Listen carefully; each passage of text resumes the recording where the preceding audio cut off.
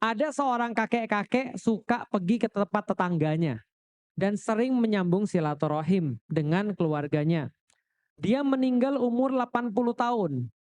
Boleh nggak saya bilang begini, kalau dia nggak sering silaturahim tuh, dia kayaknya meninggalnya 50 tahun.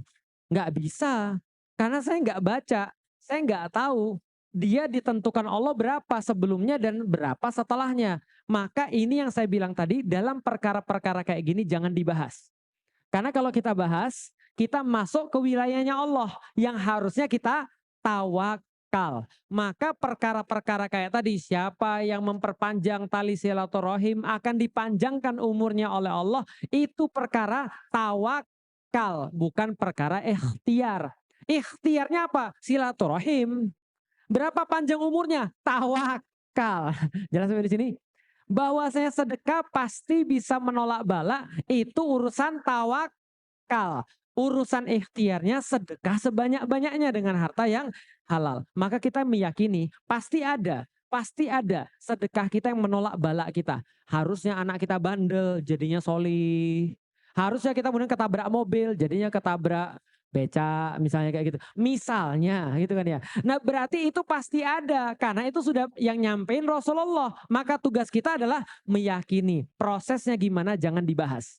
Karena itu urusan takdir. Urusan kita yang kita bahas adalah gimana caranya kita melembutkan hati kita supaya kita mau sedekah.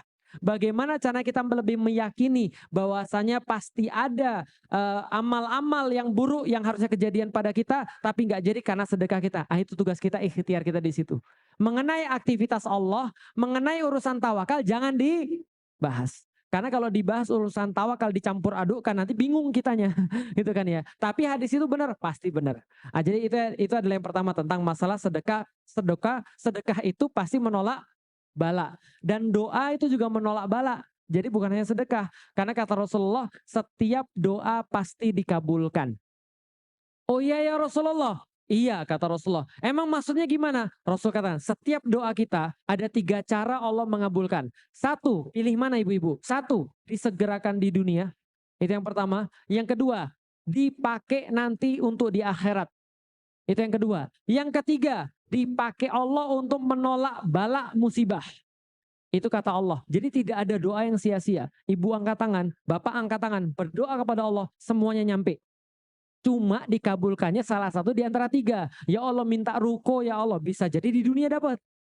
Bisa jadi nanti rukonya nunggu di akhirat. Atau rukonya digantikan untuk nolak bala.